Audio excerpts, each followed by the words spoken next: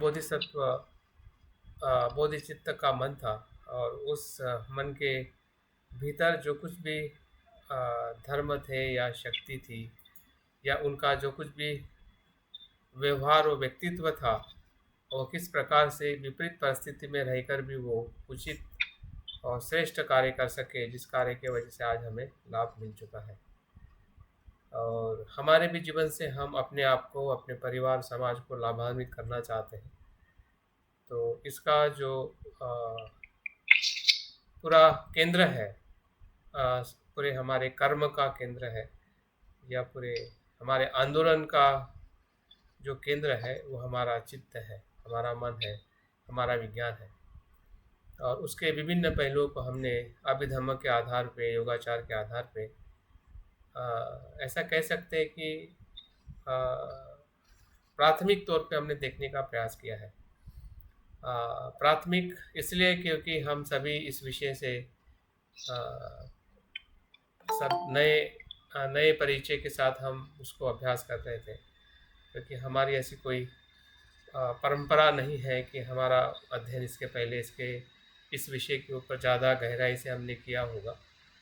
तो इसलिए हमारे लिए बहुत ही प्रारंभिक अभ्यास है। लेकिन इस प्रारंभिक अभ्यास से जो कुछ भी हमने समझने का प्रयास किया है, विशेषतः अपने खुद के चित्त को, अभी तक हम मन के बारे में थोड़ा कुछ जानते थे, लेकिन इसके अध्ययन के माध्यम से मैं भी अपने आप को देख पा रहा हूँ, शायद आप भी अपने आप को देख सकते हैं कि हमने अभ्यास को जितना हो सके उतना उसके जो पहलू है, जिस पहलुओं से हमें इन ग्रंथों में, इस रचनाओं में हमें मन के बारे में जानने को ज्ञान मिलता है, तो उस ज्ञान का आधार लेके हमने भी अपने अपने आप को देखने का और अपने ज्ञान को बढ़ाने का हमने प्रयास किया है कि हम मन के बारे में कैसे और किस प्रकार से समझ सकें। तो मैं उम्मीद करता हूँ और आशा रखता हूँ कि आपने ज़रूर कुछ न कुछ इस विषय के अंतर्गत समझकर जानने का प्रयास किया है, और नहीं भी समझ में आया तब भी चिंता ना करें। लेकिन अपने आप से प्रश्न पूछे, कौन सी बात मुझे समझ में नहीं आई, मेरी अस्पष्ट रही है, या कुछ संभ्रमित रही है, तो उस प्रश्नों को भी हम थोड़ा आज के वर्ग में हम थोड़ा समाधान करने का प्रयास करेंगे। लेकिन उसके पूर्व आपके तरफ से कोई अपनी बात रखना चाहता है कि आपने क्या सीखा है, और क्या आपको प्रेरणा और क्या उत्साह या जानकारी और आपको लाभ मिला है, तो वहाँ से हम शुरुआत करते हैं, और प्रश्न हम आखिरी सत्र में, सेकंड सत्र में हम उसका अभ्यास, प्रश्न के बारे में कुछ चर्चा कर सकते हैं। तो ठीक है, सभी से मेरी व्यक्तिगत रिक्वेस्ट है, आप चाहो जैसे भी शुरुआत कर सकते हैं। सभी के पास मिनिमम 5 से 7 मिनट है, उससे ज़्यादा भी बात करना चाहते हैं तो कर सकते हैं, लेकिन उतने समय में ही थोड़ा बात करने का प्रयास करें, ताकि सभी बाकी लोगों को पूरा मौका मिल सके। तो ठीक है, अभी आपकी बारी है कि मैं भी सुनना चाहता हूँ कि आपके मन को आपने कैसे देखा है। सर, एक क्वेरी में तो पहले क्वेरी के चरण में 2-3 बातें हैं, वो जानना चाहूंगा। एक तो सबसे पहले सर वो स्थिति बताने की कोशिश करें, वो नहीं मैं समझ पा रहा कि जब अपनी माँ के पास जाते थे तो वो माँ कहाँ पर थी और कैसे जाते थे और कहाँ फिर ऐसे आते थे, वो चीजें अभी मतलब एक जानकारी का विषय बना हुआ है। और जब से गया था, कई साल पहले गया था संकिसा, तब से एक तो अभिधम्म पिटक के बारे में जानने का और एक ये वो स्थिति जानने का बहुत उत्सुकता मेरी बनी हुई थी। ये अच्छा रहा। मैं आपका भी बहुत पुण्यानुमोदन करता हूँ कि आप जैसे चौमुखी और बहुत सारे ऐसे ज्ञान के भंडार मिले, तो हमारी सभी ऐसी जानकारी या शंकाओं का समाधान हो रहा है, और बहुत सारी चीज़ें ऐसे जो परतें दर परतें खुलती जा रही, और अकॉर्डिंगली मैं भी प्रयास कर रहा हूँ काफ़ी, और बहुत बहुत आनंद की अनुभूति भी कर रहा हूँ कि बाकी इस चीज़ के करीब जाके, और अभी जो एक तरह से कहें कि दमछंद अच्छी तरह से मैं खुद अपने में समझ रहा हूँ उत्पन्न हुआ है, तो जिसका लाभ खुद मैं महसूस कर रहा हूँ। तो वो स्थिति वो सर समझाने की कोशिश कर रहे हैं सर, वो क्या स्टेज है, वो आप क्यों समझना चाहते हैं? क्यों समझना चाहते हैं? आ, सर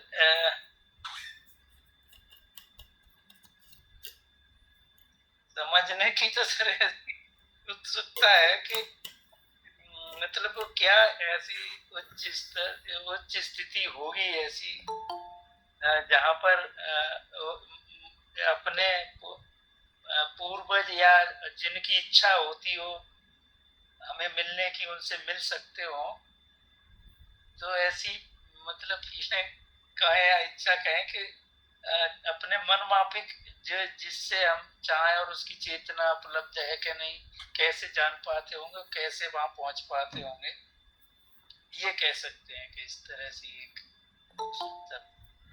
हम्म। तो इसका जवाब तो उतना पूरा मैं शायद नहीं दे पाऊँगा, लेकिन इतना ज़रूर हमने समझना चाहिए कि जो लोक है जिसे हम रिलम कहते हैं या जगत कहते हैं, वो सिर्फ मनुष्य का जगत नहीं है। ठीक है। अ, अगर आपके आसपास में आप देखते हैं तो जंतुओं का भी जगत है ना? कीड़ी मकोड़े का जगत है, प्राणियों का जगत है, सभी का आप अपना एक जगत है, किंगडम है। तो अगर नीचे वाला किंगडम है जो हमारे नीचे है, जो चेतना का स्तर नीचे है, जो कितनी सारी चेतनाएं जैसे कि मच्छर कितने सारे आते हैं चले जाते हैं अपने एक युग में या अपने समय में, और ऐसे बहुत सारे जीव जंतु हैं कि उनका जीवन बहुत ही छोटा और मर्यादित रह के अपने जीवन की यात्रा पूर्ण करते हैं।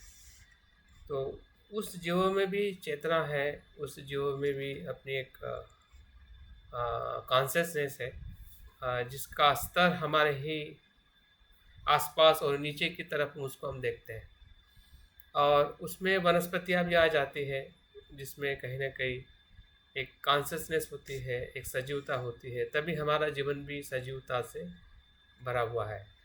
अगर सब्जियों में अगर सजीवता नहीं होती, आ, पानी में सजीवता नहीं होती, तो शायद हमारा जीवन भी पत्थर और इसके जैसा रहता। तो अगर हम नीचे की चेतना अगर समझ के स्वीकार करते हैं, तो ऊपर की चेतना भी समझने में हमें बहुत सरलता हो सकती है। और हम अगर इतना ही देखते हैं, इतना ही जानना चाहते हैं कि नहीं, मनुष्य का ही जगत होता है, मनुष्य का ही जीवन होता है, मनुष्य की ही चेतना होती है, तब फिर आपको जो हायर चेतना जो है, जो बुद्ध बोधिसत्व देख पाते हैं, या हम ध्यान की अवस्था में हम भी अगर प्रवेश करते हैं, तो हमें भी ऐसी चेतनाओं का या चेतना के स्तरों का अनुभव हमें हो सकता है या होता है।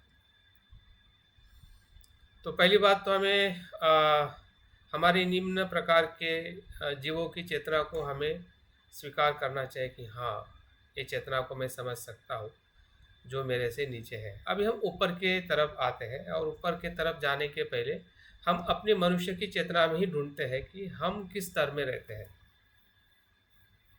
भले हम कहने के लिए मनुष्य प्राणी हैं, लेकिन हमारी चेतना के अनुसार हम मनुष्य से भी नीचे चले जाते हैं, मन की अवस्था से।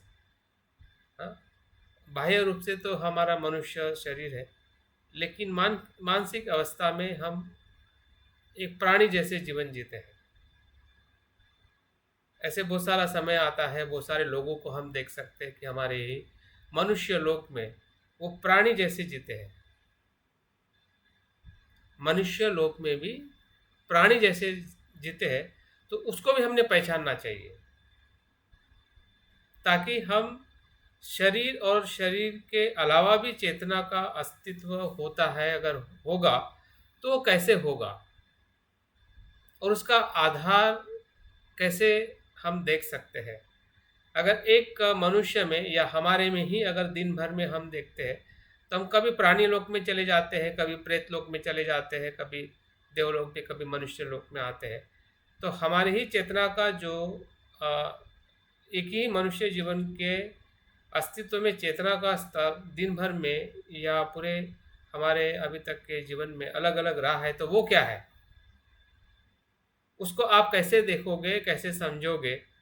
अगर वो समझ सके, वो देख सके, तो हम जो बाहर के दूसरे जीवों का क्या अस्तित्व हो सकता है, क्योंकि हर एक बात अपने से ही शुरू होती है कि जब बुद्ध ने ज्ञान में स्वयं के जन्म को देखा, तभी औरों के भी जन्मों को देख सके। अगर उनको अपने जन्म का ही बोध नहीं होता, तो उनको संसार के भी मनुष्य जीवन का बोध नहीं होता कि मनुष्य किस प्रकार से अपने कर्म से जन्म लेते हैं और अपने गति को प्राप्त होते हैं। तो आपका प्रश्न या हमारा कोई भी प्रश्न, हम जहाँ से भी हम शुरुआत करते हैं, तो उसका समाधान कहने की आपके खुद को समझने में ही है कि आप अपने लिए क्या समझते हैं, आप अपने आप को कैसा देख रहे हैं, आपको क्या चीज़ें समझ में आ रही है कि जो आपके आसपास में है या स्वयं में घटित हो रही है। तभी आपको जो ऊंचा दर्शन जो है, जिस दर्शन के तरफ हम जानना चाहते हैं कि चेतना किस किस स्तर में और किस प्रकार से उसका अस्तित्व रहता है, और वो कैसे बुद्ध के संवाद में या बुद्ध के उपदेशों में हमें दिखता है, तो क्या क्या ऐसा क्या होगा। दूसरी चीज़ हमने ये भी देखनी चाहिए कि चेतना और शरीर के अलावा चेतना वो क्या है। ऐसा भी अस्तित्व हो सकता है कि सिर्फ चेतना हो और शरीर उस चेतना में ना हो। क्या ऐसा संभव हो सकता है, होता है? तो सामान्य तौर पे अगर आप देखोगे तो ऐसा दिखाई नहीं देता है, लेकिन अगर आप ध्यान की अवस्था में जाते हो तो उसका आपका अनुभव हो जाता है। ध्यान की अवस्था में अगर आप कोई भी जाता है तो आपको इसका अनुभव हो जाता है कि उस चेतना के स्तर पे शरीर की कोई ज़रूरत नहीं होती है।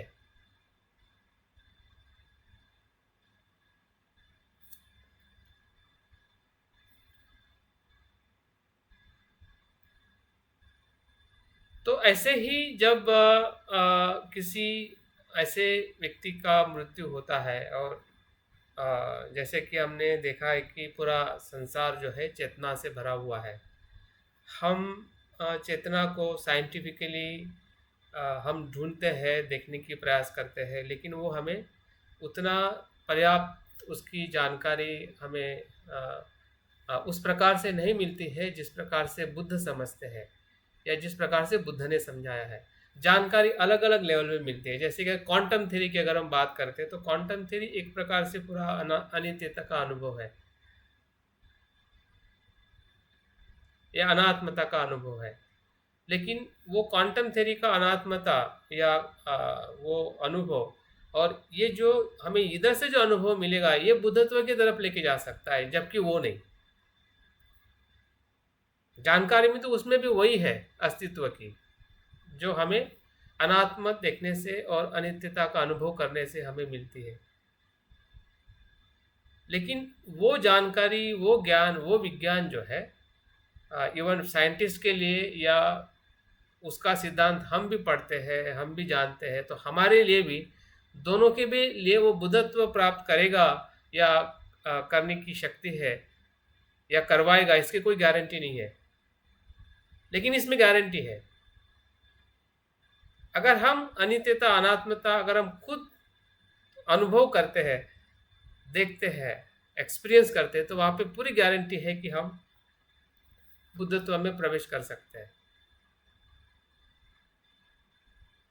तो चेतना को जिस प्रकार से इंटरप्रेट किया जाता है या वैज्ञानिक लोगों का जो नज़रिया देखने का है, हम भी उसी प्रकार से ढूंढना चाहते हैं कि क्या ऐसा होता है, ऐसा नहीं है, ऐसा होता तो ऐसे होता, ऐसे दिखता या ऐसे ही होना चाहिए, क्योंकि हम हर चीज़ को अपने इंद्रिय के जो अनुभव के आधार पे ही इंटरप्रेट करना चाहते हैं।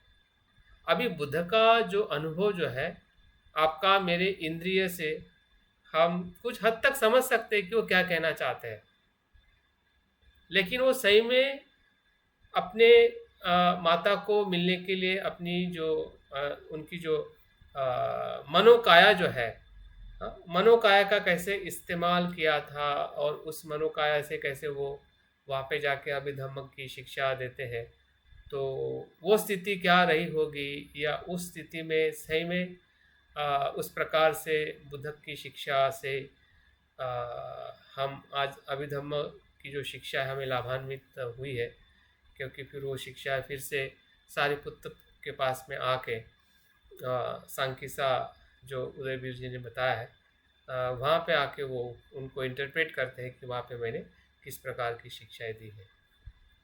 अगर दी है तभी तो सारिपुत्र को उन्होंने कहा है।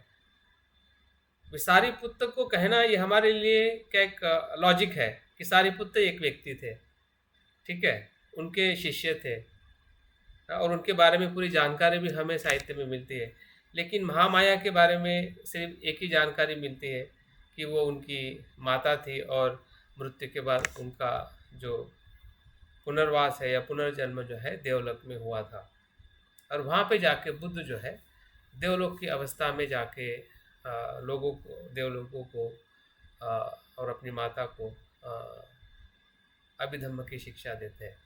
कभी आपने आपकी मनोकाया का अनुभव किया है क्या? आपने किया है, लेकिन आपको ये पता नहीं कि वो आपकी मनोकाया है। मनोकाया का मतलब यह है कि आप बैठे बैठे आप आपकी ऐसी इमेज क्रिएट करके आप किसी के पास में चले जाते हैं और आप बात करते हैं,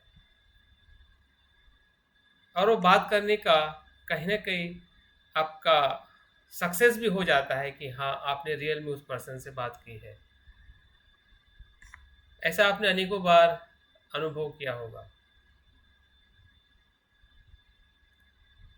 तो मनोकाया का मतलब क्या है कि अगर हमारे सामान्य जीवन में ऐसा मन का अनुभव कर सकते हैं, तो बुद्ध का मन तो एक ऐसे पावर हाउस था कि वो जो चाहे वो कर सकते थे, क्योंकि हम अगर कर सकते हैं इतने छोटे मतलब अज्ञानी होने के बावजूद भी हम देख सकते हैं कि हाँ ये तो हमारे एक्सपीरियंस अनुभव में आता है।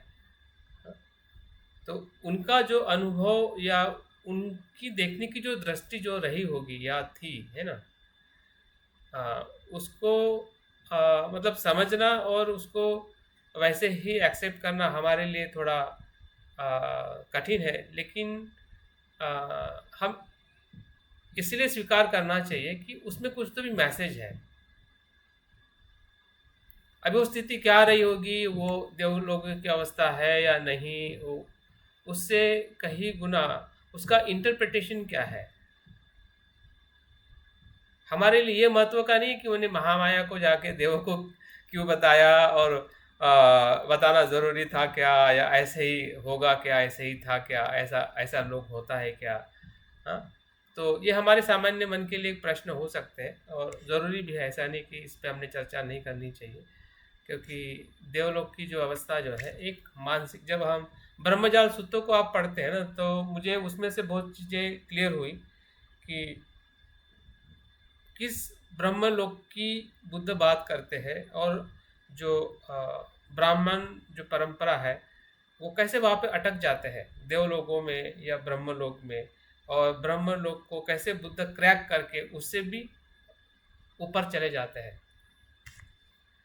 और उसी के आधार पे अगर उसका थोड़ा विश्लेषण पढ़ते हैं ब्रह्मजाल सूत्र में, तो हमें ये पता चलता है कि ये आत्मा परमात्मा की संकल्पना भी जो है ध्यान की अवस्था में जब हम जाते हैं और उस सुखद अवस्था में हमें लगता है कि वो नित्य है, तो उसी को आत्मा ब्रह्मा कहा जाता है।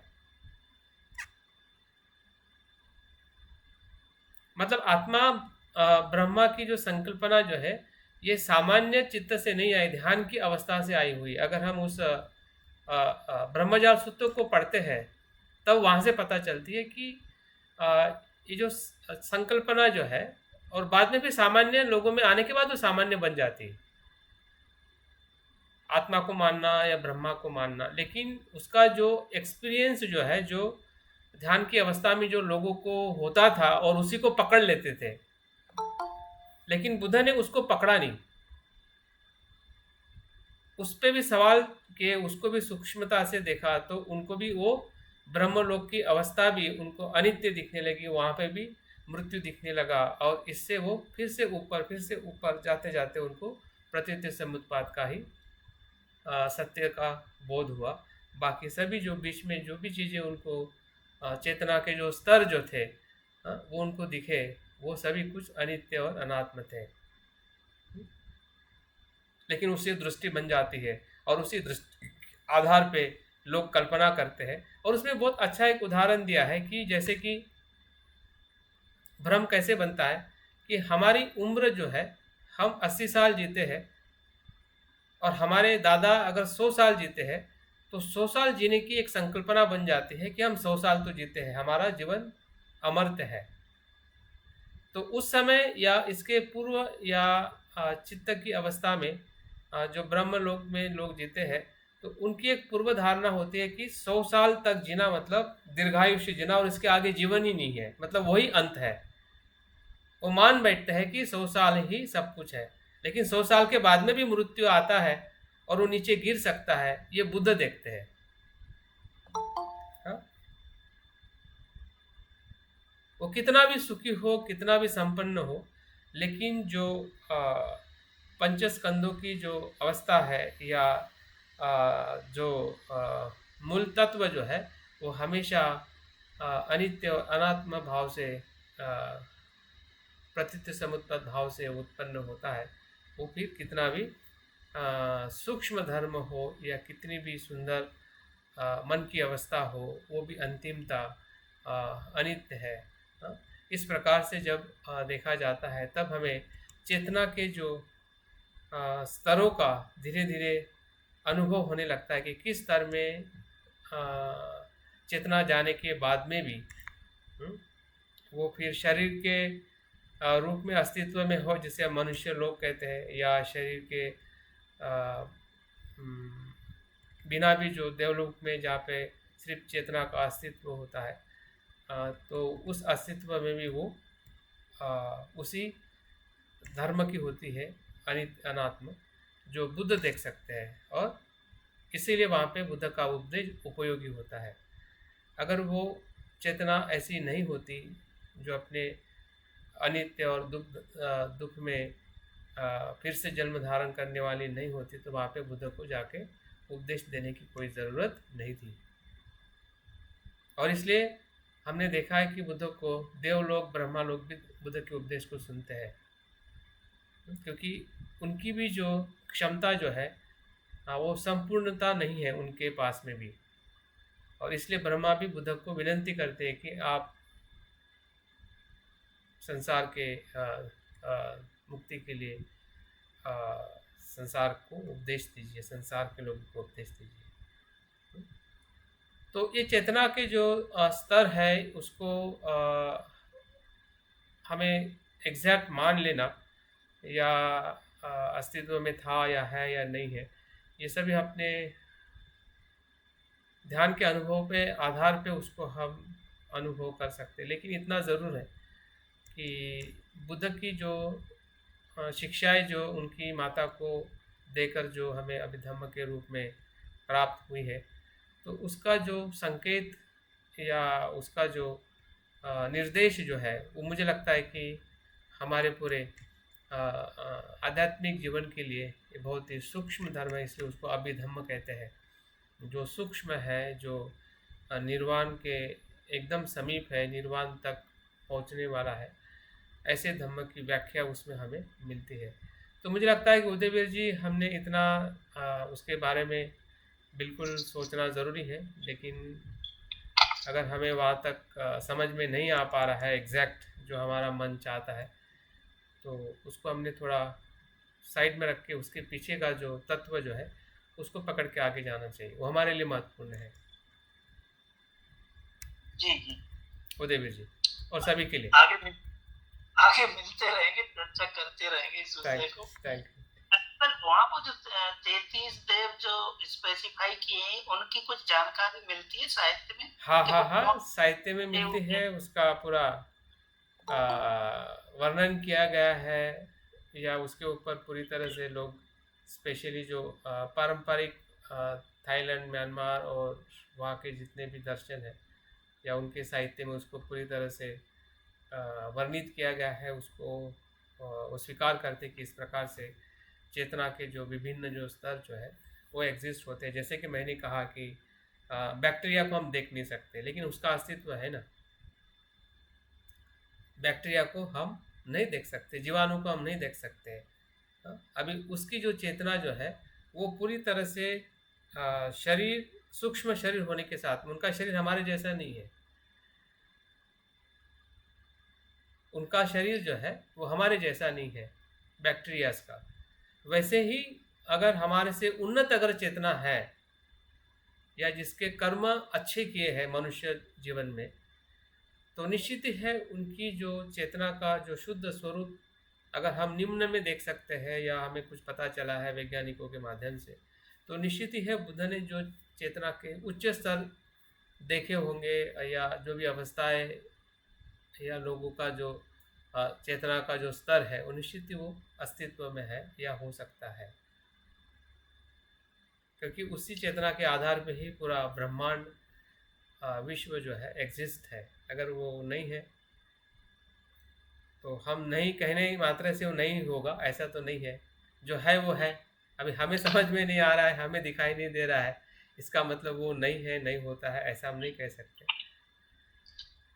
अच्छा, दूसरे सर ये जो भावना के 5 प्रकार बताए एक बार, वैसे 3 सुनते आए थे हम, तो जो 2 उसमें बताए दोर्मनस्य और सोमनस्य, तो वो भी सर दुखी और सुखी की तो कैटेगरी है वो भी? नहीं, दौर मनुष्य और सौर मनुष्य सुख दुख की नहीं है। वो नित्य और अनित्य देखने की भावना है, सही और गलत। उसके जो शाब्दिक अर्थ में सर वो नहीं लिखा हुआ है उसमें जो बुद्धचर्या पद्धति में कि जो मनुष्य वो सुखी सुखद के उसमें बता रहे हैं और दौर मनुष्य वो दुखी। आप तो जो मनस्कार की बात कर भावना रहे हैं सुखद कि भावना, वेदना की बात कर रहे हैं? जो जो भावना अनुभव करते हैं वेदना की बात कर रहे हैं आप? हाँ ठीक हाँ है। हाँ। हाँ, दौर मनुष्य और सौ मनुष्य मानसिक लोभ और द्वेष है वो।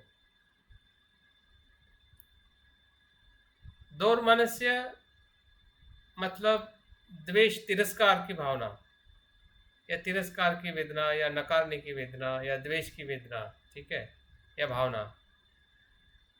सौर मनुष्य मतलब लोभ की भावना, पकड़ के रखने की भावना। तो वो मानसिक वेदना है वो, सौर मनुष्य और दौर मनुष्य। जो हमारे मन में लोभ और द्वेष की जो वेदनाएं या भावनाएं निर्माण होती है, उसको उसका रिप्रेजेंटेशन है।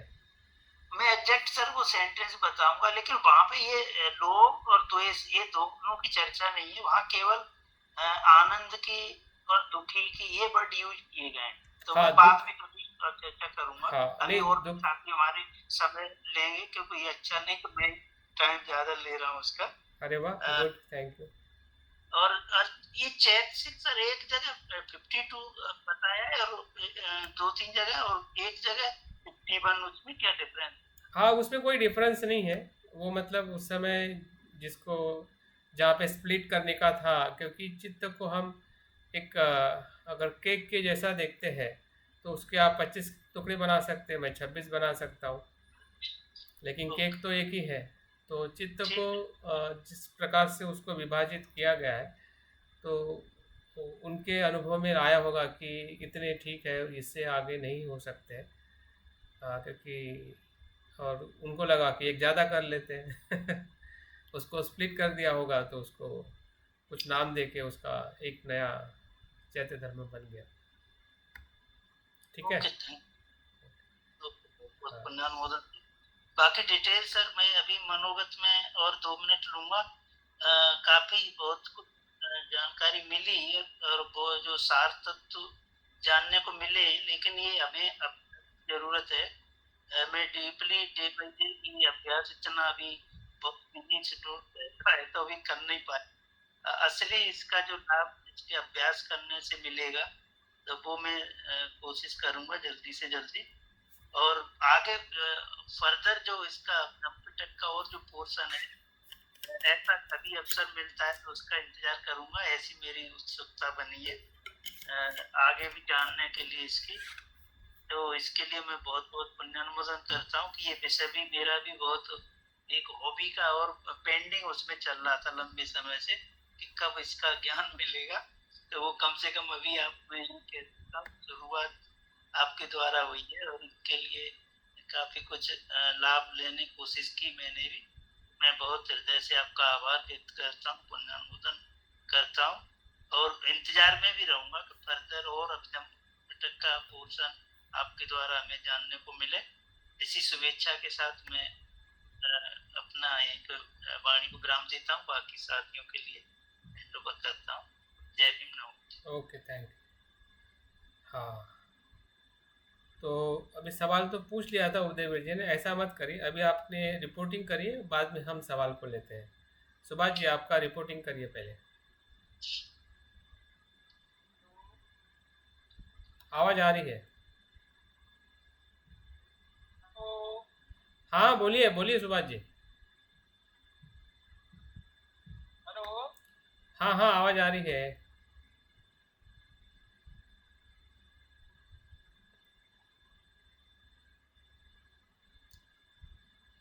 बात शुरू करिए।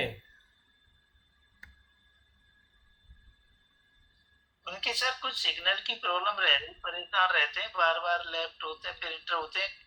कई दिन से ऐसा लफड़ा चल रहा है उनका ना। ठीक है, ठीक है, उनको लास्ट में सुनते हैं। चलिए, अभी मैं नाम से। हाँ हाँ सुभाष जी, अभी आप थोड़ा नेटवर्क ठीक करिए, आपकी आवाज़ नहीं आ रही है। हाँ, ऊपर से मैं लेता हूँ। अनीता जी बात कर सकते हैं आप।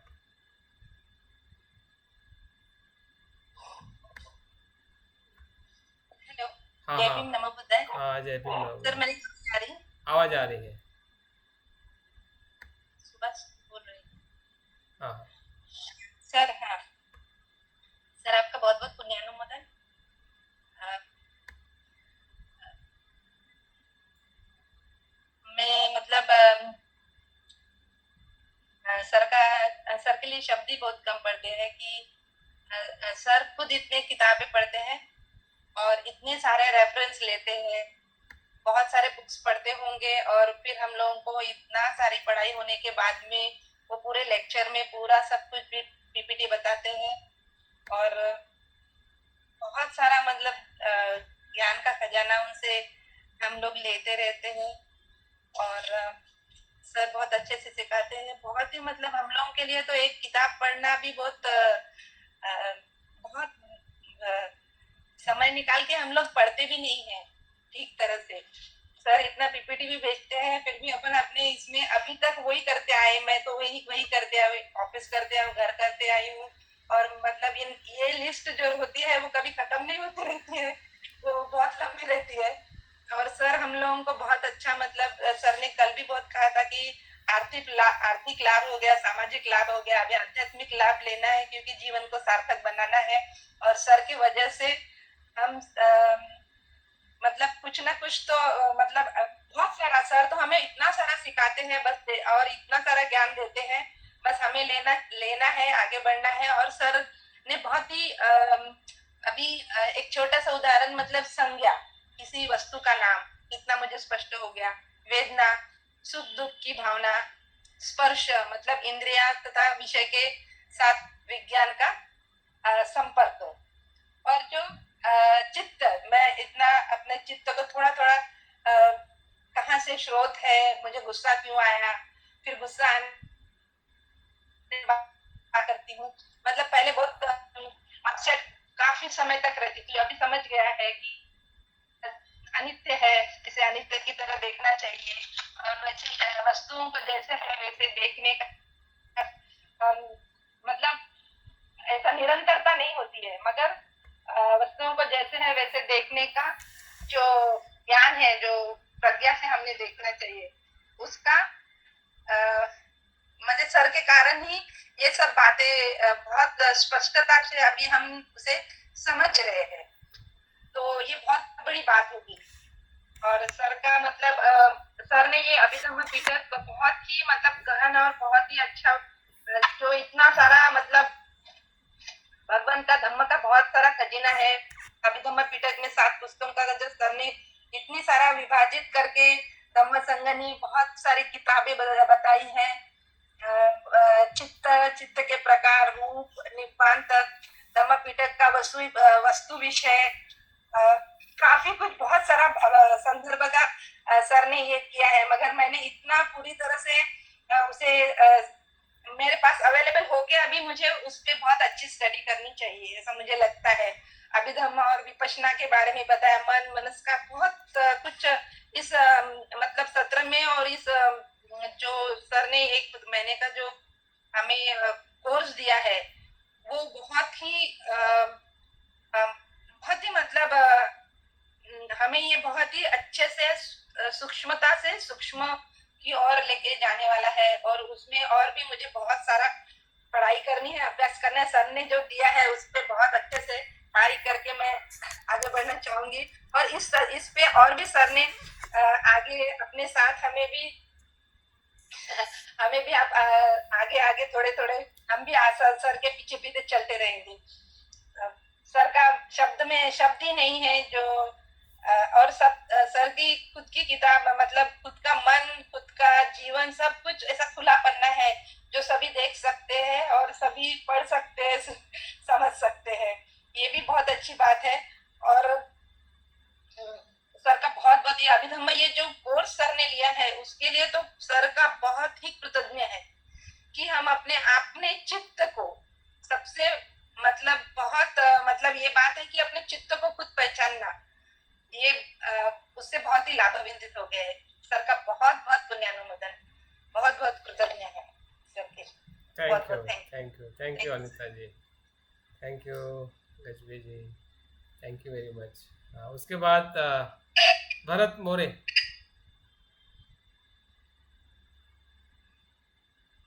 आप कुछ कहना चाहते हैं? मोरे जी, दैन शाह, संजय जी शाह, ठीक है, जसवंत पाटिल जी,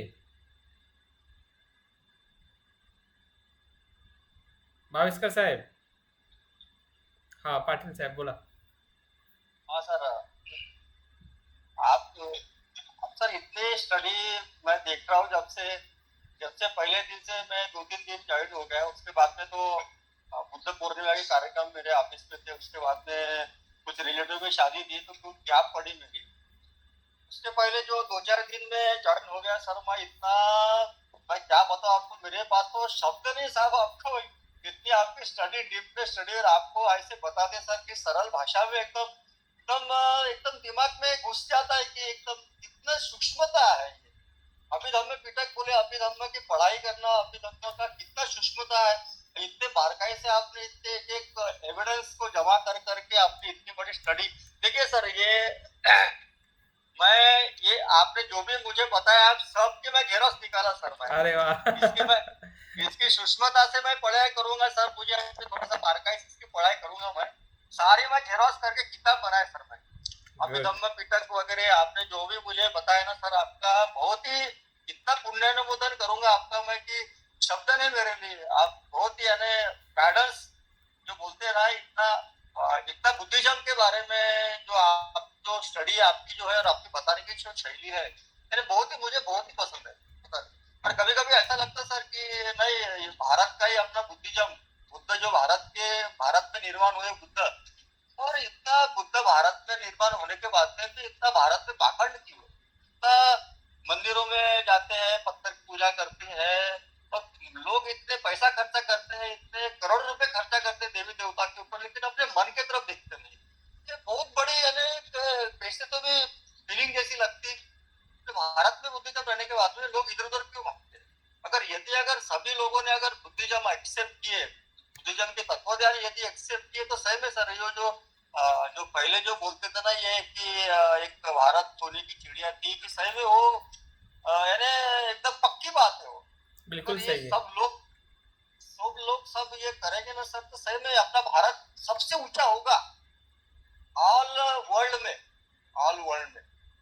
जैसे जो भी दुनिया ने बुद्धिज्म को एक्सेप्ट किया है, तो सभी देश आगे बढ़ गए, सभी यानी जिसने भी बुद्धिज्म को एक्सेप्ट किया वो देश सभी अपनी त्रुटि पे चले गए।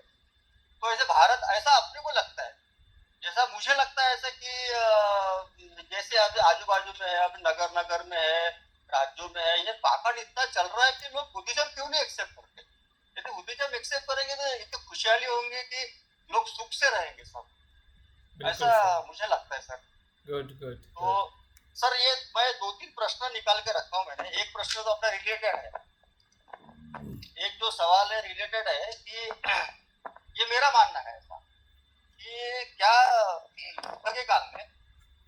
बुद्ध के काल में बुद्ध ने लोगों को विपश्यना सिखाया, विपश्यना बताया कि विपश्यना करो करके, ये एक प्रश्न है। दूसरा प्रश्न ऐसा है कि डॉक्टर बाबा साहब अम्बेडकर ने अपने इंटरकास्ट मैरिज को बढ़ावा दिया था, और इंटरकास्ट मैरिज हो भी रहे हैं अभी। इंटरकास्ट मैरिज में यदि लड़का बुद्धिस्ट लड़का है, लड़की यदि अदर कास्ट की लड़की है, तो क्या होता है कि लड़की के घर में जो भी संस्कार होते हैं, अदर कास्ट के लड़की के घर में जो भी संस्कार होते हैं, अपने संस्कार जो जिसको पूजा पाती रहती है, जो भी उनके कर्मकांड रहते हैं, वो सब करती है लड़की। उसके बाद में पति के घर में आती, पति यानी पूरा बुद्धिस्ट रहता, बाबा साहब बुद्ध के विचारों को मानने वाला रहता पति। लेकिन कभी कभी क्या होता है कि पत्नी का पति मानता है, कभी कभी ऐसा होता है कि पत्नी जो भी करती है ठीक है कर, लेकिन लड़के के जो माँ बाप रहते पक्के विचार के रहते हो, तो फिर लड़की जब वो मानती है, कर्मकांड करती है लड़के घर में आने के बाद, बुद्धिस्ट लड़के घर में आने के बाद में, फिर उसके सास ससुर खटकता है, ये इतने हम मानते हैं, बाबा साहब बुद्ध को मानते हैं, और ये लड़की ये क्या कर रही है, ये कहीं तो भी खटकता है। तो इस वक्त क्या करना है? ये दूसरा सवाल ये ऐसा हो गया मेरा। और तीसरा सवाल ऐसा है कि एक अनागामी, श्रोतापन्य, शत्रुदगामी और अरहंत, इसके ऊपर में कोई किताब वगैरह है क्या? ऐसा एक तीसरा सवाल है। बस यही सर मेरे ये प्रश्न है। थैंक यू पाटिल साहब, थैंक यू वेरी मच। आपके प्रश्न के जवाब आखिरी में दिए जाएंगे। आपके प्रश्न मैंने नोट डाउन कर लिए हैं और आप उसको फिर से रिमाइंड कराइएगा। हाँ, ओके, थैंक यू। नेक्स्ट मंगल भाविस्कर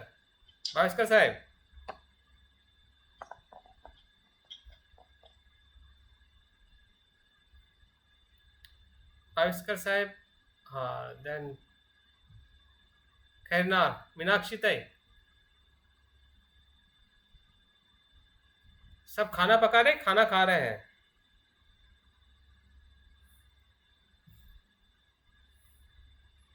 मीनाक्षी जी, निशांत,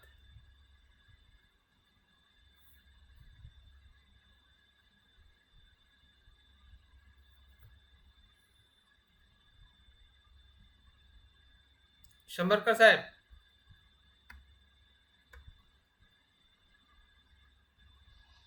आप कुछ शेयर करना चाहेंगे? सर, हाँ बोला था। हाँ फरुखान जी बोला। सर आपका बहुत बहुत पुण्यानुमोदन। मैं तो कंफ्यूज थी शुरू में, आपका फोन किया करके मैं ज्वाइन हो गई क्योंकि मैंने एक वो कार्यशाला का रजिस्ट्रेशन किया था, तो थोड़ा मुझे थोड़ी बीच में नहीं हुई, मैं ऐड, लेकिन आपके जो वीडियो थे वो मैंने सुने और अच्छा अच्छा लगा।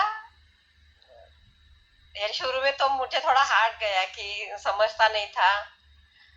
मैं बोली थोड़ी पढ़ाई कठिन है, लेकिन कुछ समझा कुछ नहीं समझा, ऐसा जैसा अप डाउन जैसा हो गया, लेकिन समझ रहा है। और बहुत सारी पढ़ाई है, इतनी सारी पढ़ाई है तो पूरी तो ध्यान में नहीं रहती, लेकिन वो पीडीएफ में पढ़ रही हूँ। और जो आप सिखाते हैं वो, और वो पढ़ने से फिर समझ में आता है, लेकिन वो बहुत बारीकी से बहुत ध्यान से पढ़ना पड़ता है और सुनना भी पड़ता है, तभी वो दिमाग में आता है। तो बहुत सारी पढ़ाई में से तो थोड़ा बहुत वो दिमाग में रहता ही है, और उसका उपयोग तो मुझे होता ही है। गुड। यानी आपकी शुरू से जो जितनी भी मैंने पढ़ाई ली है, मैं आपसे सीखी हूँ, तो वो बहुत सारी पढ़ाई में से तो उपयोग में जितना भी आता है मैं उतना ही लेती। बहुत सारी सीखती, लेकिन थोड़ा सा यूज होता है। जितना दिमाग में रहता है वो हमेशा याद रहता है, और वो याद करके ही मैं वो उपयोग में लाती हूँ, तो मुझे फायदा ही होता है। और सभी जो जितना भी मैं धम्म सीखती हूँ, वो धम्म धम्म का मुझे सही में बहुत फायदा हो रहा, बहुत हो रहा है। मैं सभी जो जो शिक्षक मुझे पढ़ाते हैं, मैं तो सभी लोगों का बहुत बहुत पुण्य अनुमोदन करती हूँ कि उन लोगों की आप सबकी वजह से जो जो धम्म जिनसे जिनसे मैं धम्म सीखती हूँ, तो मुझे फायदा ही होता है। और आपका तो होता ही है। आप ध्यान तो इतना अच्छा लेते हैं कि आपका ध्यान तो मैं एक भी मिस नहीं करती, क्योंकि ये तो क्लास है। क्लास के पहले भी आप लेते थे ना संडे का क्लास ध्यान का, तो वो तो मैं कभी मिस नहीं करती।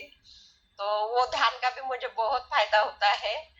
और ये पढ़ाई भी अच्छी है, अच्छी हो गई अभी धम्म। अभी मन पर भी ध्यान देती हूँ कि अपना मन कैसा है, क्योंकि ज्यादातर मन का ही है ना, तो मन पे ही ध्यान देती हूँ कि अभी कैसा है। तो वो बार बार यानी क्या बोलते हैं, जागृति से, अगर जागृति रही तो अपन मन पे ध्यान दे सकते हैं कि अपना कैसा, किधर जा रहा मन, निगेटिव है पॉजिटिव है क्या है।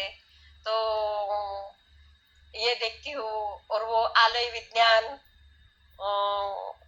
और वो क्या उसके साथ वाला नहीं, क्लिष्ट मनोविज्ञान, हाँ क्लिष्ट मनोविज्ञान वो भी आता है। समझ में आया कि अरे क्लिष्ट विज्ञान, अगर भेद हुआ, अरे ये तो क्लिष्ट मनोविज्ञान है। अभी अपने को नहीं है कैसा। और उसके पहले भी मैंने वो थोड़ा सीखा था, तो कभी कभी वो भी अपन अच्छे रहते रहते एकदम से दिमाग में गलत बात आती है ना, नकारात्मक आती है, तो बहुत टाइम रहने से फिर मैं पलट देती हूँ उसको कि अरे नहीं ये तो क्लिष्ट मनोविज्ञान है, अपन ने ऐसा नहीं आना चाहिए ऐसा। जब उस पर ज्यादा ध्यान देते तो वो फिर चला जाता है अपने मन से, और अपना मन अच्छा रहता है। तो ये मैंने सीखा, तो मैं वैसा ट्राई करती हूँ अपने जीवन में उतारने का उसको। और कोई बात याद आती है कभी कैसी भी, तो मैं ये समझती हूँ अरे ये तो आलय विज्ञान है, आलय विज्ञान में जमा है, वो अभी अपने को याद आ रहा है। तो खुद को ही मैं बोलती हूँ कि हाँ ये ऐसा है। और कुछ गलत समझो वो भेद वाली बात है, नहीं ये तो ये क्लिष्ट मनोविज्ञान है, नहीं ऐसा नहीं होना चाहिए। तो आप लोगों की पढ़ाई से सही में हमें बहुत, मुझे तो बहुत फायदा होता है। आपका तो मैं बहुत पुण्य अनुमोदन करती हूँ। और एक सवाल ये मुझे पूछना था कि जो गोयनका गुरुजी वो सिखाते हैं ना विपश्यना,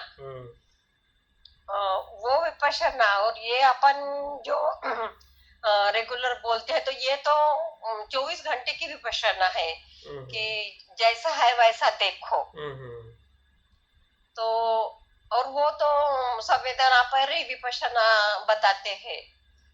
तो जो गोयनका गुरुजी, क्योंकि मैंने पहले वो किया था ना, तो इसलिए फिर वो विपश्यना का और ये विपश्यना का ये मुझे अभी समझ में आया है कि ये विपश्यना बोले तो जैसा है वैसा देखो, और वो तो अपने को जागृति में देखना पड़ता है ना, जागरूक रह के ही देखने का है ना वो।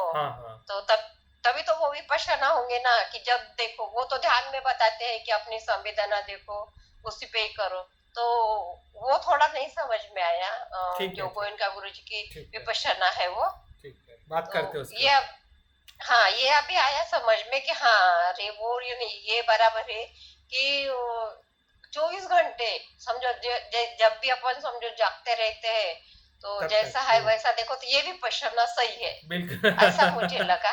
गुड, नहीं, गुड। ऐसा मुझे, जैसा मेरे अभी मैं जो चिंतन कर रही, तो उसमें से मुझे वैसा लग रहा।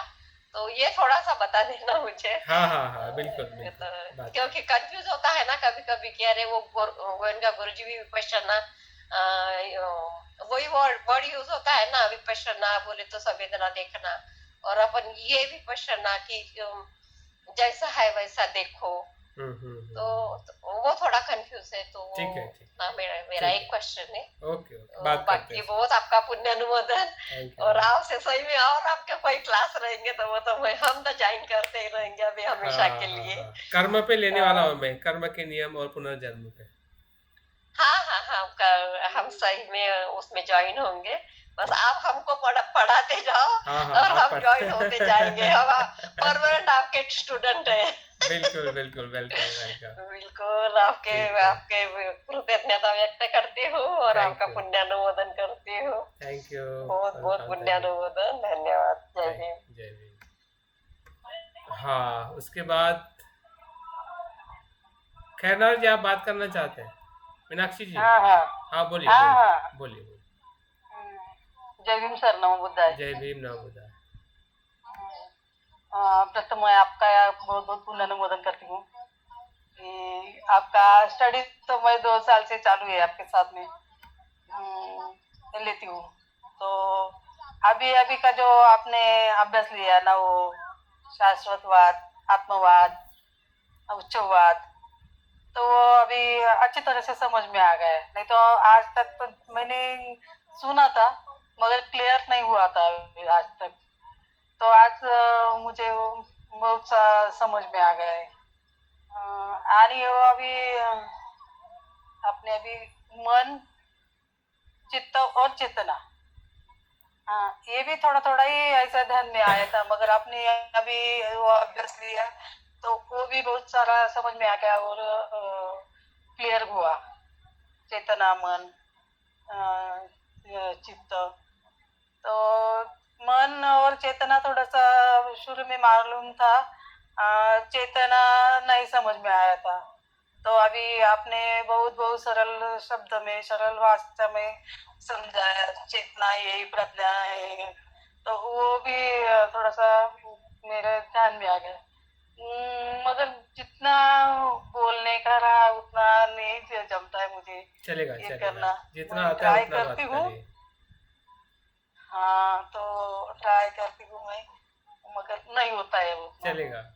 मगर आपकी पढ़ाई जो है ना, तो इतनी अच्छी है, तो तुम दो 2 तास के लिए 4 घंटे ही लिए ना हमको। हम चालू ही रखेंगे, बंद नहीं कर सकते। बैठे रहेंगे, नहीं सुनते रहेंगे। बैठे रहेंगे, सुनते रहेंगे। थैंक यू, इतना बहुत बहुत अच्छा रहता है। हाँ, थैंक यू, थैंक यू। बहुत बहुत अच्छा है सर। हम्म। आणि आपने उस दिन मन, चिंतन और चेतना लिया, और उसमें 10 बंधन तो मालूम थे, 5 बंधन पूरे मालूम थे, मगर बात के जो 5 बंधन थे ना, वो पता नहीं था। तो वो भी अभी पूरा 10 बंधन पता चल गया। और 10 बंधन, वो नवा बंधन है ना, नवा बंधन उदुच्च कुछ तो, औदच्च, हाँ। हाँ, तो वो हाँ हाँ, वो निवारण में भी है ना वो। हाँ, हाँ, निवारण में भी है। हाँ, 5 निवारण में वो भी है। तो वो थोड़ा मुझे पर तो वापस ये करने का था, तो निवारण भी है और बंधन भी है, वो दोनों निवारण, थोड़ा हाँ। क्लियर कर देने का था। ठीक है, ठीक तो है। वो मुझे वो स्पष्टीकरण मुझे चाहिए था सर। ओके, बस इतना है। Thank you sir. Thank you, आपका बहुत बहुत पुण्यनुमोदन थैंक यू वेरी मच। और जय भीम, नमो बुद्धाय। Thank you. रमा भाई, आप आपका मनोगत कर सकते जय भीम, नमो बुद्धाय सर। हैं। हाँ, जय भीम, नमो बुद्धाय। आपकी स्टडी में तो सितंबर महीने से जुड़ी हुई हो। वो जो स्टडी बताते हैं, जो माइंडफुल पावर में भी हमको ये बोलने की जो मतलब ऊर्जा मिली है, वो आपसे सीखी हुई है।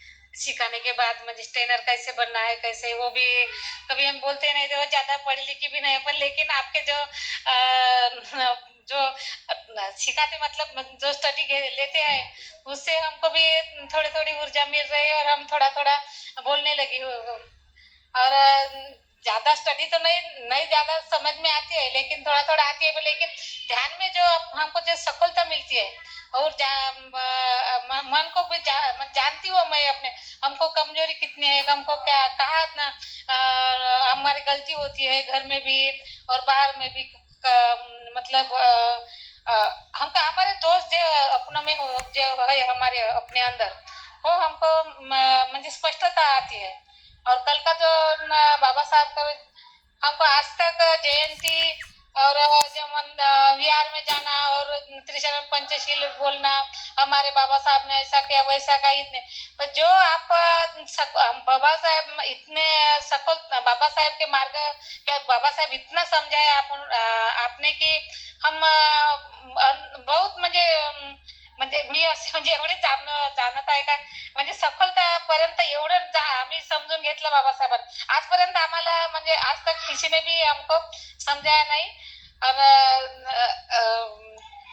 मैं ज्यादा तो नहीं बोल सकती, तो आपसे अभ्यास से हमको बहुत ही ऊर्जा मिलती है, हमको बहुत समझ में आते हैं। हम आपके स्टडी में और आगे भी रहूंगी, और हमको जितना लेना है, जितना हमको समझता है, उतना हम लेते रहेंगे और आपकी स्टडी में हम हाजिर म्हणजे जुड़ते रहेंगे। गुड बस गुड, इतना। थैंक तो यू, बहुत बहुत बहुत पुण्यानुमोदन। Thank you very much Ramabai, thank you. Ratna Tai, Ratna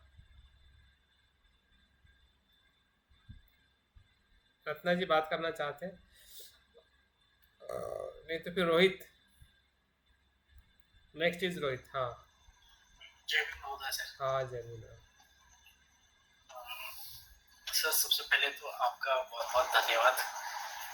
और ये एक्चुअली में ये मेरा फेवरेट सब्जेक्ट है। एक्चुअली मेरे को बहुत मन करता था ये सीखने का पिछले, क्योंकि मैं इन चीज़ों को, जब बुद्धिस्ट तो हम लोग काफ़ी पहले हो गए थे, लेकिन अपनी ज़िंदगी में हम उसको व्यवहारिक रूप में उसको फॉलो नहीं करते थे। हालांकि मैंने ध्यान करना अभी पिछले एक डेढ़ दो साल से ही शुरू किया है, लेकिन जब से आपके साथ में जुड़ा हूँ तो वो चीज़ें थोड़ा डीप से समझने लगा हूँ, और बहुत कुछ ऐसा फील होने लगा है, और खुद इम्प्लीमेंट जब करना शुरू करता है इंसान तो चीज़ें समझ में आती हैं।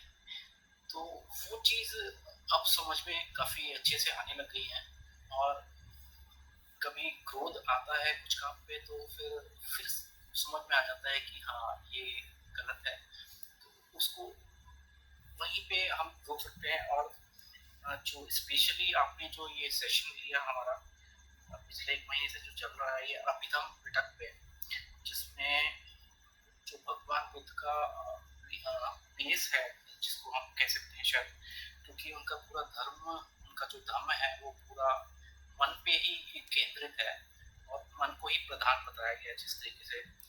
और आपके द्वारा जो जिस तरीके से हमें उस चीज़ की व्याख्या करी गई है, वो बहुत ही सरल शब्दों में बताने की कोशिश की गई है।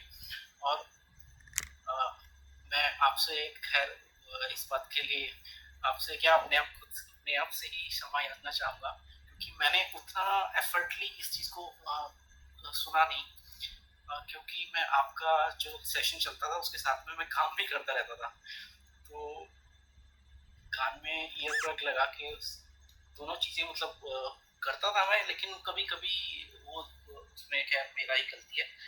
लेकिन इसमें एक बहुत बड़ी हमारे लिए एक बहुत बड़ा प्लस पॉइंट ये है कि हमारे पास आपके द्वारा बताए गए वीडियोस और आपके लेक्चर्स पूरे हैं, जिसको हम आगे सुन के अब फिर से उस चीज़ को इम्प्लीमेंट कर सकते हैं अपने जीवन में।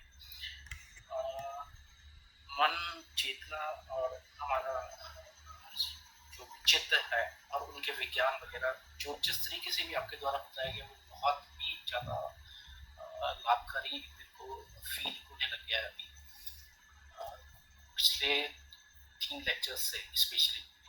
तो अभी मैं इस चीज़ के लिए आपका बहुत बहुत धन्यवाद करना चाहूँगा और आशा करूँगा कि आप अगला और आने वाले जो भी लेक्चर्स हैं उसमें मैं आपसे जुड़ा रहूँ और आपके द्वारा बताई गए जो रास्ता है उस पर हम चलें।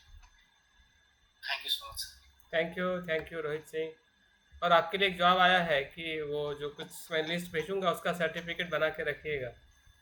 नहीं वो मैंने शुरू कर दिया है सर। Thank you. वो मैं आपको कल तक दे दूंगा। ठीक है थैंक यू। लिस्ट मिल गया मेरे को सर ईमेल पे। जी चलिए थैंक यू। हाँ दैन संजू जी। हाँ थैंक यू सर, बहुत बहुत धन्यवाद आपका सर। हाँ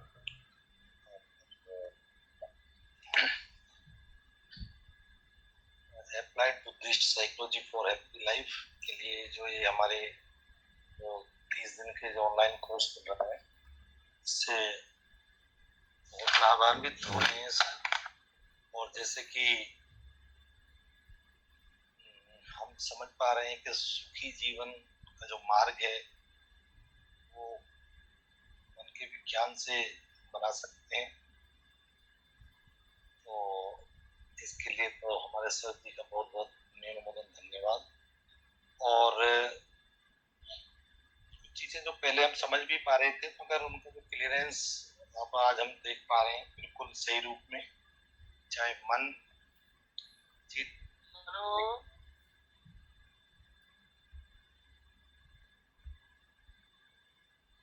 हेलो हाँ सुभाष जी बात कर रहे हैं, संजू जी बात करने थे उसके बाद आप बात करें।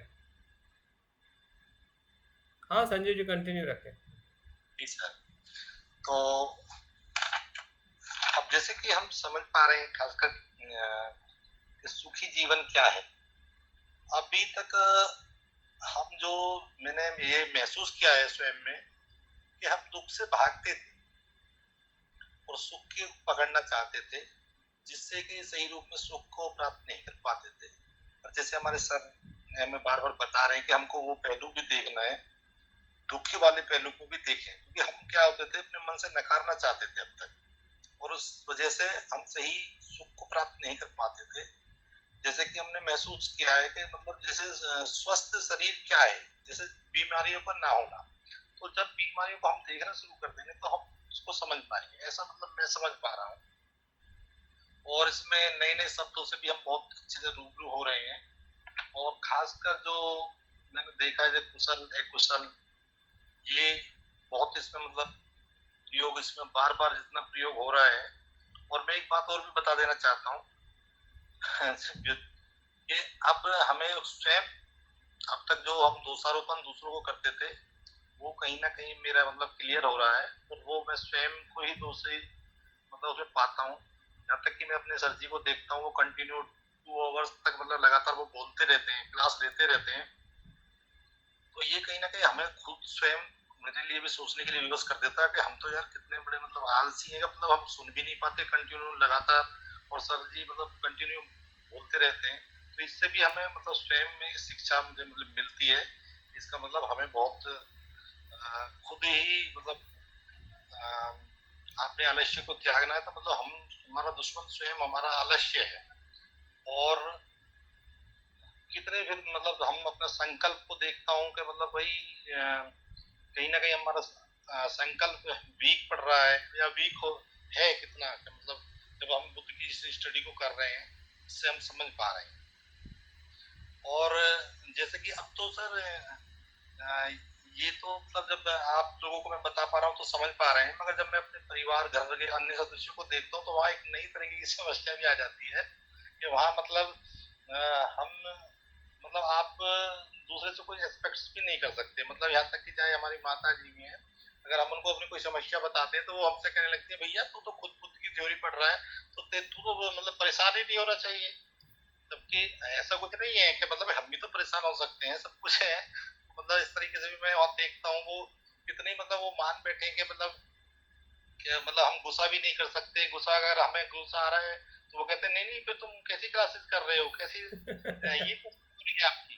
अरे तो हम गुस्सा को देखना सीख रहे हैं कि मतलब भाई गुस्सा तो नैसर्गिक प्रक्रिया है, उसे कैसे तो वो हम तो वहाँ देखना सीख रहे हैं कि भाई मुझे गुस्सा उठ रहा है, क्रोध आ रहा है, तो मतलब पर वो ये सोचते हैं कि नहीं नहीं अब तो इसे क्रोध आना ही नहीं चाहिए, ये बिल्कुल अब क्रोध बन गई। इसलिए तो मतलब किस तरीके से भी मतलब समस्याएं मतलब आती हैं, समस्याएं ये भी मतलब मैं एक देख रहा हूँ। Good. तो कोई नहीं, मैं उनकी भी मनोदशा को और वो स्थिति को समझता हूँ कि फिर हम बुद्ध के उससे अपने लगा कर देखते हैं उन चीजों को भी। और अब जैसे कि चेतना का स्तर बार बार जैसे भाई भी आपने अभी भी बताया कि जैसे कि मतलब कुछ चीजें जैसे हम नहीं देख पा रहे वो भी उनमें भी जीवन है, और जैसे कि एक प्राणी लोग आपने बताया, एक मनुष्य लोग और एक बुद्धों का लोग। तो जो बुद्ध लोग के जो लोग हैं अब मैं उस अवस्था को भी मतलब मैं समझने का प्रयास कर रहा हूँ कि उनकी चेतना का स्तर कितने ऊपर मतलब होता है। तो कहीं ना कहीं आपके माध्यम से हम उस तरफ जा रहे हैं, बहुत मतलब आपका पुण्योन्मोदन हृदय की गहराई से बार बार। और यहाँ तक कि अब मैं पहले जो हम नहीं समझ पाते थे, यहाँ तक कि मैं चलते मतलब जा रहे हैं तो कोई ये नहीं है कि पहले हम मूर्छावस्था में ही चलते थे, मैं यहाँ तक अब तक समझता हूँ अपना लंबे टाइम पीरियड में। अब तो ये हमारी समझ में आ गया है कि एट प्रेजेंट में हमको रहना है। पहले हम क्या करते थे, रहते हमारा शरीर प्रेजेंट में, मगर हम भविष्य की बातें सोचते रहते थे। अब जो भी करना है वो प्रेजेंट में रहकर ही करना है, चाहे वो काम आप कुछ भी करें, चाहे आप अकेले भी बैठे हैं, मतलब कुछ भी आप कार्य करें। तो ये मतलब मैं आपकी शिक्षा के माध्यम से इसको मतलब बार बार बार बार और अपने चित्त को कुशल बनाना है।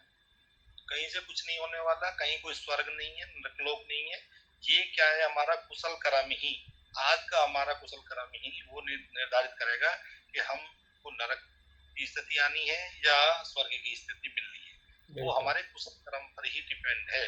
ये मतलब मैं इसमें समझ पा रहा हूँ। इसलिए आपसे गलती से भी गलती कोई भी है कुशल कार्य ना करें, और अपने कुशल कर्मों और कोई ऐसी स्थिति आती भी है तो उसको भी ध्यान पूर्वक देखें। कई परिस्थितियां ऐसी आ जाती हैं, यहाँ तक कि जैसे कि बुद्ध ने भी कहा है कि भाई जैसी परिस्थितियां हैं आपको देखना है और जो भी चीज है वो करना है।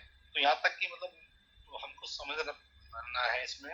और सर मैं थोड़ा सा और एक मैं क्वेश्चन यहाँ रखूंगा, मैं थोड़ा सा इसमें कंफ्यूज मतलब हो रहा हूँ कि सर जैसे कि ये चेतना के स्तर की बात कर रहे हैं, जब जैसे हमारे महापुरुष हुए चाहे बाबा साहब, जब जिनके पास इतने मतलब चेतना का इतना उच्च स्तर, और वो हमारे लिए इतने, कल भी आपने बताया इतने अधिकारों हमको दिला कर गए, मगर आज कहीं मैं समाज को देखता हूँ उनके सामने ये सारे अधिकार मतलब लूटे जा रहे हैं। मतलब पर ये तो फिर इनकी इसको किस प्रकार से हम समझें कि ऐसा भी नहीं है कि ये लोग मतलब इतने लोग समझ नहीं रहे हैं, सब समझ भी रहे हैं, और फिर ये उतने बड़े लेवल पर इतने प्रयास क्यों नहीं कर पा रहे, इतने बहुसंख्यक संख्या में होने के बाद भी। और कहाँ एक हमारे व्यक्ति विशेष हुए बाबा साहब पर पूज्य जो इतनी बड़ी लड़ाई उन्होंने बिना उनके की मतलब इतनी क्रांति करके हो गए, तो ये कहीं ना कहीं इतना बड़ा समाज उसको क्या समझ पा रहा है, तो और समझ पा रहे हैं तो फिर वो उसे सही रूप में कर क्यों नहीं पा रहे हैं। बस थोड़ा सा मैं ये भी आपसे जानना चाहूंगा। और इसी के साथ आप लोगों ने मुझे ध्यान से सुना, और आप लोगों के अंदर बैठे हुए तथागत गौतम बुद्ध और बाबा साहब मैं नमन करता हूँ और सर का पुण्योन्मोदन करता हूँ। जय भीम। Thank you sir. हाँ सुभाष जी, अभी आप बात कर सकते हैं, आपका माइक। सुभाष चंद्रा, माइक का दिक्कत है उनका, जब बोलना होता है तब उनका माइक बंद हो जाता है, बाद में माइक खुल जाता है। चलिए सुकेश यानी बात करिए। हाँ सर, मैं अपना नंबर के लिए बहुत एक्साइटेड थी। मुझे ऐसा लग रहा था कि मुझे बात करने को मिलेगा कि नहीं। तो बहुत बहुत थैंक यू सर, और नमो बुद्धाय, जय भीम। सर ये स्टडी से जो चित्त के तरफ देखने का जो एकदम बारकाई से जो देखना था ना, वो बहुत अच्छे से हो रहा है सर। मतलब अपने खुद के प्रति हम इतना जागृति से देख रहे हैं। पहले मुझे नहीं लगता था कि मैं अपने प्रति इतना, स्वयं के प्रति इतनी जागरूक थी। और अभी जैसे अकेले रहने का जो टाइम मिलता है, तो उसमें ना सर मैं बहुत अपने आप को देखना चाहती हूँ। और वो अकेले मतलब वो मुझे 1 घंटा भी क्यों ना मिले अकेले रहने के लिए टाइम, तो मैं खुद सोचती हूँ कि मुझे वो टाइम मिले। पहले मुझे ऐसा लगता था कि अकेले अकेले कैसे रहेंगे, लेकिन अभी ऐसे लगता है कि वो गोल्डन चांस है अकेले रहने का।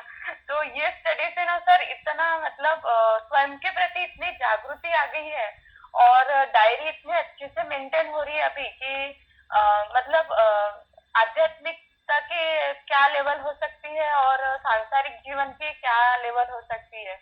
तो इस तरह सोचना शुरू करती हूँ, और पहले के मुकाबले अभी जैसे मुझे पहले बहुत लगता था कि मुझे घर चाहिए, तो मुझे बहुत ज्यादा पैसा चाहिए, मतलब बहुत सारी गाड़ी वगैरह ऐसे जो बहुत सांसारिक वाली जो भाभी थी, तो वो अभी बहुत कम हो चुकी है। मतलब बहुत ही अभी ऐसा लगता है नहीं ठीक है ना, बाद में ले लेंगे, इतने अभी क्या ले रहे। और स्टडी की थोड़ा सा सर स्टडी में मेरा कैसे होता है ना कि पहले मैं टाइम फिक्स करती हूँ कि मुझे ये टाइम पे मुझे स्टडी करना है मेरी वाली, तो वो टाइम पे मैं जो डिसाइड करती हूँ वो नहीं कर पा रही हूँ। तो उसके लिए खुद को कैसे प्रेरित करूँ, तो वो नहीं समझ रहा है कि मुझे खुद को प्रेरित करना है कि मुझे स्टडी मालूम है, मैं समझ चुकी हूँ कि मेरा उद्देश्य क्या है, और मैं सांसारिक जीवन से पहले आध्यात्मिकता को भी स्वीकार चुकी हूँ, लेकिन फिर भी मैं वो करने के लिए इतनी एनर्जी नहीं लगा पा रही हूँ सर। तो मेरा वो वीक पॉइंट है, तो मैं आपसे वो उस पर थोड़ा कार्य करने के लिए सजेशन चाहूंगी। और सर आपने जो 51 चित्त बताए थे, तो थोड़ा सा उसमें मेरा कंफ्यूजन है, लेकिन तो वो डबल से जो अपने ऑनलाइन ये रहते यूट्यूब पे, तो वो सुन के फिर मैं नोट्स निकालने की कोशिश कर रही हूँ, तो फिर वो क्लियर होते जा रहा है। पर फर्स्ट टाइम जैसे अपन अभी क्लास करते हैं तो वो उतना क्लियर नहीं होता, क्योंकि वो मेरे लिए वो सब फर्स्ट टाइम रहता है। लेकिन जब मैं सेकंड टाइम में यूट्यूब पे जब सुनती हूँ, तो फिर वो मेरा मतलब क्लिक हो जाता है कि नहीं वो उसका ऐसा है करके। तो उसके लिए यूट्यूब का भी बहुत थैंक यू है सर कि आप यूट्यूब पे अपना चैनल है, और मैं कोशिश करती हूँ कि हर किसी को आपके क्लास लेके जाए। और मुझे बहुत दुख होता है कि अपने क्लास में बहुत कम लोग रहते हैं, कि इतनी अच्छी स्टडी है, और मैं खुद को बहुत लकी मानती हूँ। लक तो मैं ऐसे वो वाला लक नहीं मानती हूँ, लेकिन शब्द नहीं है तो इसको लकी बोलती हूँ कि मुझे आप जैसे गुरु मिले हैं, और मैं कब ये सीखी रहती मुझे नहीं मालूम, लेकिन मुझे अभी सीखने को मिल रहा है। इसके लिए तो मैं तो आपका इतना धन्यवाद करती हूँ कि क्या बताऊँ शब्द नहीं है सर आपके लिए। और सही में सर आपकी बताने की स्किल और वो जो नोट्स पैटर्न है सच्ची में बहुत ही प्यारे और बहुत ही अच्छे है सर। तो बहुत बहुत शुक्रिया सर कि हमें आप मिले हो। चलिए ठीक है, आपके लिए आपसे मिलना था इसलिए मिल गए। ठीक है।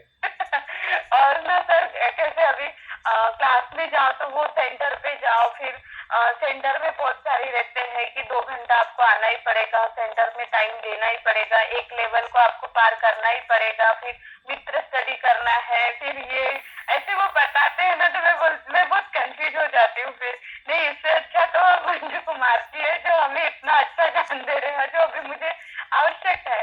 नहीं तो सर मैं इतना कहा इतना हैप्पीली नहीं जी पाती ना अगर आपने ये वाली स्टडी।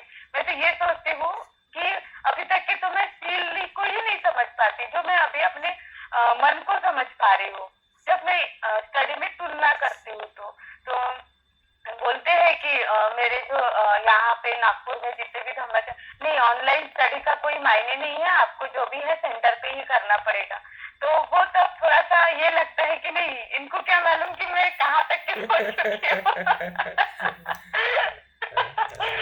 टाइम है क्या, नहीं तो मेरा ये मतलब ज्यादा ही हो जाएगा। बहुत फ्रीली बोल रही हूँ। तो ना वो सर रहता है कि इनको क्या मालूम है कि मैं कहाँ तक पहुंच चुकी हूँ और कितने अपने मन को समझ सकती हूँ। तो उसके लिए तो बहुत थैंक यू सर कि मैं अपने प्रति अपने स्वयं के प्रति बहुत जागरूक हो चुकी हूँ आपके कारण। नहीं तो हम तो पहले तो बस जी रहते बस वो रहते, लेकिन अभी जीना स्टार्ट किए हैं। जीना स्टार्ट किए हैं। तो बहुत बहुत थैंक यू सर। और सर मैं आपको हमेशा याद दिलाती हूँ कि अपन पर्सनली वो शिविर करने वाले हैं करके। हाँ, उसका मैं प्लान कर रहा हूँ। हाँ, तो आप वो जरूर प्लान कीजिए सर। हम कभी भी हाजिर रहेंगे वो प्लान के लिए। और पर्सनली रहेगा तो और अच्छा लगेगा सर। ऑनलाइन साल में एक बार तो भी वो वाला प्लान रहना चाहिए। चाहिए सर अपना, बिल्कुल ऐसे मुझे बिल्कुल लगता है, बिल्कुल क्योंकि अभी तो हम आपके परमानेंट स्टूडेंट हैं। जरूर जरूर जरूर। तो थैंक यू सर, सभी को टाइम मिलता है मिले, क्योंकि थैंक बात खत्म नहीं होने वाली है, बहुत है बोलने के लिए। हाँ हाँ हाँ तो और कल का सर बाबा साहब के लिए तो आपने, कभी हमने इतने सारा पढ़े बाबा साहब के लिए भाषण खंड वगैरह, लेकिन कभी नहीं सोचे कि उन्होंने वो वाली लेवल उनके बचपन में ही थी, उन्होंने वो बाबा साहब बोधिसत्व पहले से ही थे, वो वाले कितने अच्छे से क्लियर हुआ कल का टॉपिक तो बहुत ही सर। इसके पहले भी आपने लिए थे बोधिसत्व की क्या है, वो जो पिछले बार अपना क्लास हुआ था तब भी क्लियर हो, लेकिन कल के क्लास से ना सर इतने अच्छे से उसके उनके बचपन से फिर एंगेज में फिर उनके थॉट प्रोसेस कैसे डेवलप, मतलब हम सोच नहीं सकते थे सर कि इतने मतलब इतने सखोलते से उसकी स्टडी हो सकती है ऐसे। तो बहुत बहुत थैंक यू सर, खत्म नहीं हो सकता बताना, इसलिए मैं यही भी थैंक अपने यू। शब्द विराम करते, लेकिन आप मेरी भावनाएं समझ जाओगे, मैं समझ गई। बिल्कुल तो बिल्कुल थैंक यू सर थैंक मुझे यू सुनने के लिए और इतनी अच्छी क्लास लेने के लिए, तो बहुत ही धन्यवाद। Thank you Satyashani, thank you. हाँ विजय विजय कामड़े जी,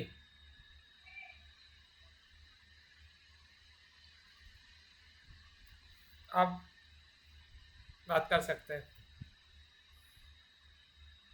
आया आया। हाँ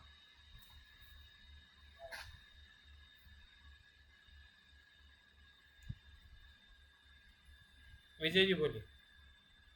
सभी को मैत्रीपूर्ण जय भीम। जय भीम नमोदाय। और सबसे पहले तो मैं आपका बहुत बहुत पुण्यानुमोदन करता हूँ, मुझे बहुत ही खुशी हुई, अच्छा लगा। मैंने आपका इसके पहले भी नागपुर में आए थे तब भी आपके एक दो प्रवचन मैंने सुना है, और जो गुजरात से रिले होता था ऑनलाइन, हाँ हाँ हाँ उसमें भी मैं सुना है। तो आपकी जो बोलने की शैली है और जो अभ्यास पूर्ण रखने की बात है, कंटिन्यूशन में रखने की बात है और चिंतन पूर्ण है, तो अप्रिशिएट करता हूँ, मुझे बहुत ही पसंद आ रहा है, अच्छा लग रहा है। और ये जो स्टडी अभी हमने मानो चित्त विज्ञान जो देखा है, बुद्ध धम्म और क्या बोलते अभिधम्म से संबंधित जो बुद्ध ध्यान और मनोविज्ञान के बारे में आप बता रहे थे, तो मैंने जो भी आपने वो व्हाट्सएप पे डाले हैं, मैं उसके सभी के जेरॉक्स निकाला हूँ, जैसे कि अभिधम्म कोश और अभिधम्म संग्रह और जो भी पीपीटी और डाले हैं उसके भी जेरॉक्स निकाला। पर स्टार्टिंग में मुझे थोड़ा सा कठिन जाना था, यानी एकदम लेवल में, तो हिंदी की जो आपकी ट्यूनिंग है थोड़ा सा उधर, और हमारे नागपुर की इसमें थोड़ा सा डिफरेंस गिरता है, हमारे कैसे मिक्सअप है मतलब, पर वो थोड़ा सा ऊंचे शब्द रहते तो समझ के थोड़े से परे जाते थे। वैसा भी मुझे पढ़ने का थोड़ा सा ये होता है, तो मैं सुनने में बहुत इंटरेस्ट लेता हूँ। तो जो यूट्यूब पे जो आपके टॉक थे, और वो कैसी था कि उसी दिन के टॉक अगर उसी दिन मिलते हैं तो शाम को हमने जो कुछ भी पढ़ा अगर दूसरे दिन दोपहर में या शाम को उसको हम सुनते हैं तो ज्यादा क्लिक हो जाता है। फिर एक दो दिन के गैप हो जाती है, आगे पीछे हो जाता तो थोड़ा सा कंफ्यूजन हो जाता था, समझ के परे हो जाता था थोड़ा सा। लेकिन मेरे थोड़ी सी सर्जरी हो गई तो मैं फिर क्या कि 10 सवा 10 बजे थोड़ा सा लेट के सुनता था, तो फिर क्या लेटे लेटे एकदम नींद आ जाती थी, तो कुछ पकड़ पाया कुछ नहीं पकड़ पाया, पर ओवरऑल बहुत ही अच्छा आ रहा मुझे, बहुत ही अच्छा लगा, क्योंकि मैं अभी बाकी क्लासेस नहीं कर पा रहा, तो आपके साथ में जो क्लास में धमक के लिए मैं वक्त दे रहा हूँ तो उनसे मुझे खुशी हो रही है। आपका जो बुद्ध धम्म में ध्यान साधना निर्वाणमक जो किताब है वो भी मेरे पास है, तो देखा मैंने कि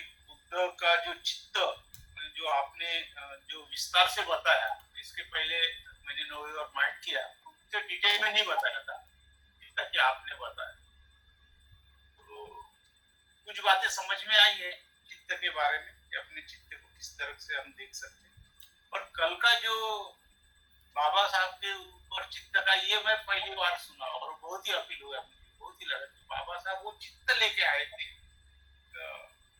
पहले उनके पुण्य कर्म से, और वही चित्त के वजह से वो इतना बड़ा काम और इतना बड़ा कार्य कर सके। तो ये सोचने वाली बात थी कि इस पर चिंतन करने वाली बात थी कि ऐसी नहीं सोच सकते कि एकदम से आदमी इतना पढ़ा लिखा भी रहने के बाद भी इतना एक ही जीवन में कार्य करना। तो वो पुस्तक भी पुण्य कर्म पिछले जन्मों से लेके आए, जैसे कि बुद्ध भी ऐसे बोलते हैं कि जन्म जन्मों से वो कुशल कर्म करते करते वो बुद्ध के अवस्थे तक आए और बुद्ध बन गए। तो वो ही कुशल कर्म का संचय हम करते रहेंगे तो हम और आगे बढ़ सकते हैं, और कुशल ज्यादा कर्म करेंगे तो अकुशल कर्म का जो पगड़ा है वो कम होते जाएगा। ध्यान में भी मुझे बहुत ही अच्छा लगा, ध्यान की आपकी लेने की पद्धति जो है, इनका ध्यान भी वो मुझे बहुत ही अच्छा लगा। और ध्यान में भी कुछ बातें कैसी कि मैं कुछ देर के बाद में समझ पाता था, क्या बोलते हैं उसको, हृदय के कान जो मराठी में शब्द है उसके लिए, वो खूब कंसंट्रेशन से सुना तभी, नहीं तो बीच में दूसरे ख्याल आ जाते थे और फिर उसको छोड़ देते थे। तो मेरे साथ बहुत हो रहा था, पूरा पकड़ नहीं पा रहा था मैं, बीच बीच में मन भटक जाता था। और कुछ बातें मेरे बारे में पर्सनली कुछ घटना घटने के बाद में वो समझ में आता कि नहीं मैंने ऐसी नहीं करना था, पर समझ में आ रहा हूँ कि मेरे हाथ से गलत हो रहा है, सही क्या है, कठोर वाणी क्या है, उर्दू भाषा में कैसी बोलने का है, और ममता पूर्ण अर्थपूर्ण कैसा बोलने का है। ये बातें मैं अभी प्रैक्टिस कर रहा हूँ तो समझ में आ रहा है धीरे धीरे। और आपके स्टडी का उसका मुझे बहुत चित्त देखने के लिए, मेरा चित्त इस टाइम कैसा है उसका सपोर्ट मुझे हो रहा है। और धम्म विजय मैं कर रहा हूँ कई तरीके से, और काम छंद तो आता है, पर मैं अगर धम्म छंद ज्यादा से ज्यादा बढ़ा रहा हूँ कि मेरा काम छंद कम हो जाए, तो उस हिसाब से मैं रोज ध्यान करता हूँ और कुछ पढ़ता हूँ।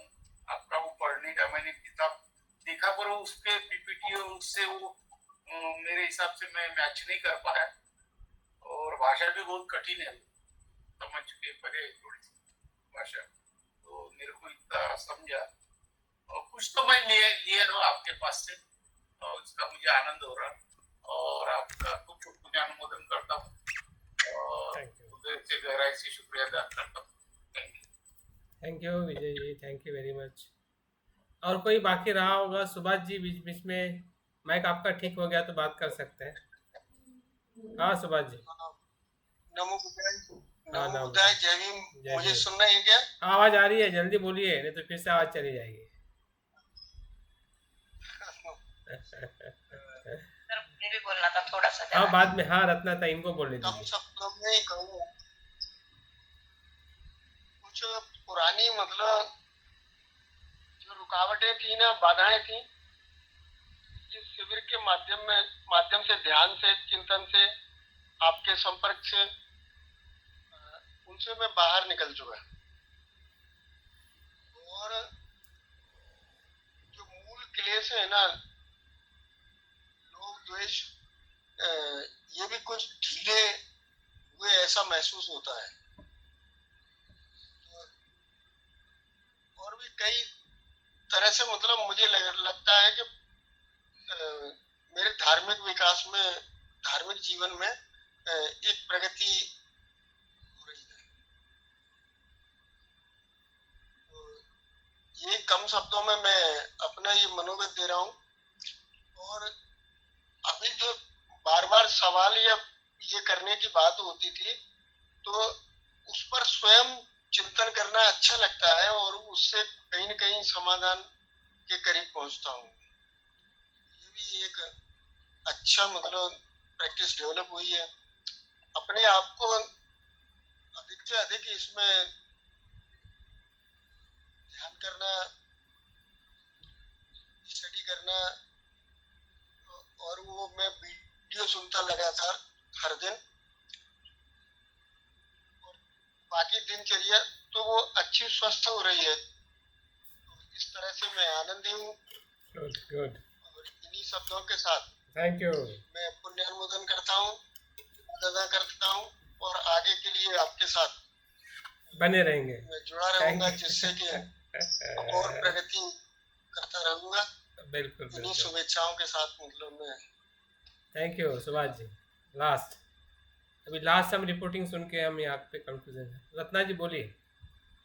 सर मैं भी बाकी हूँ। अरे हाँ बोलिए बोलिए बोलिए। रत्ना जी को बोलने दीजिए, बाद में मैं बोलती हूँ। हाँ जी। सभी को मैत्रीपूर्ण जय भीम। जय भीम।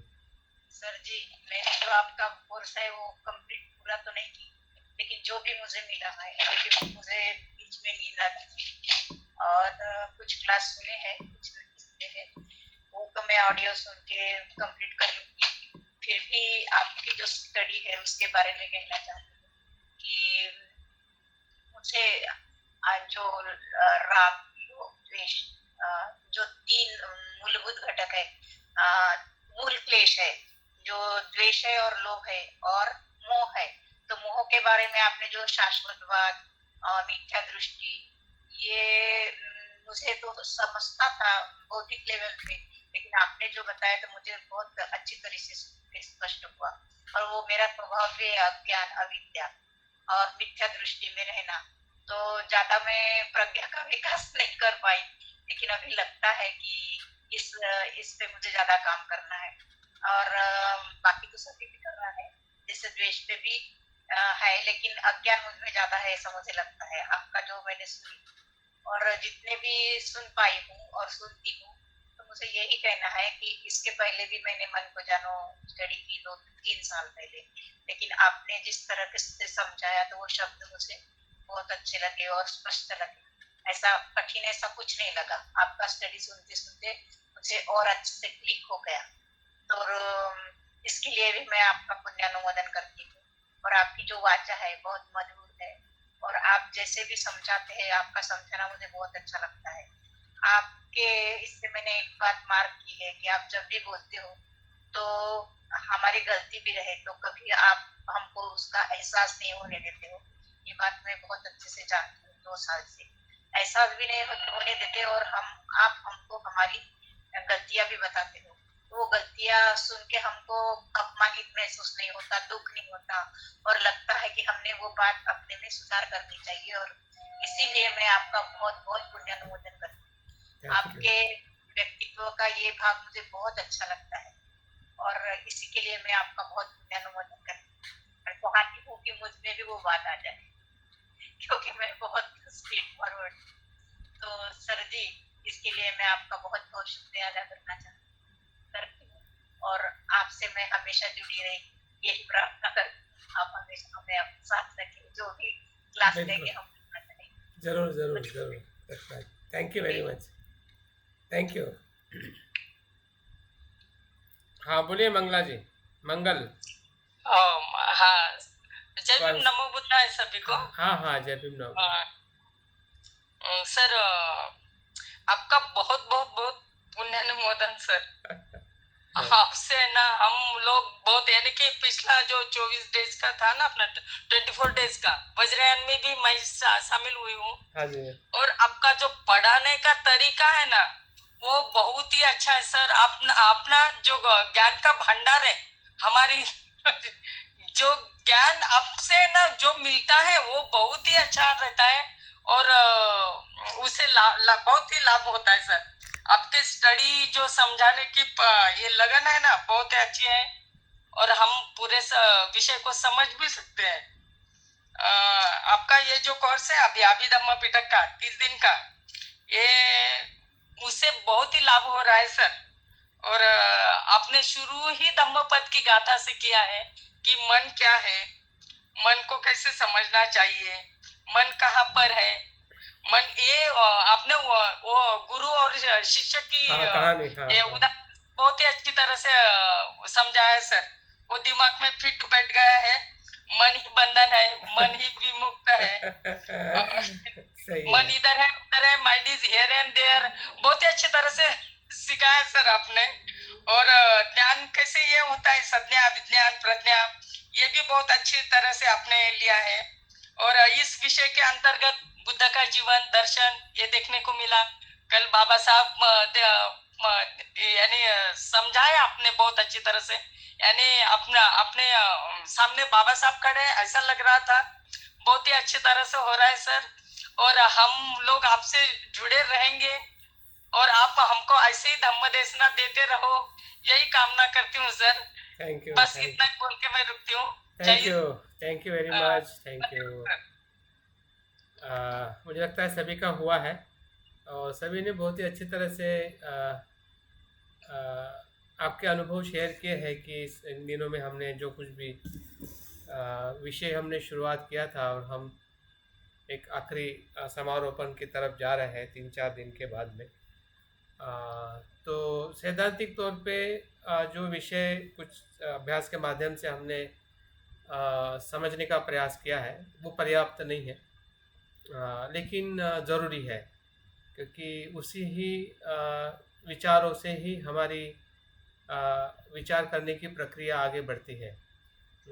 तो विचार करने की हमने शुरुआत कर ली है कि अभिधम्म के भीतर जो विषय है चित्त चैतसिक और हमारे मन में भी जो चलते आ रहा है तो वो क्या है, और धीरे धीरे उसका कुछ हमने अध्ययन भी किया है, कुछ प्रकार के हमने ध्यान भी किए हैं।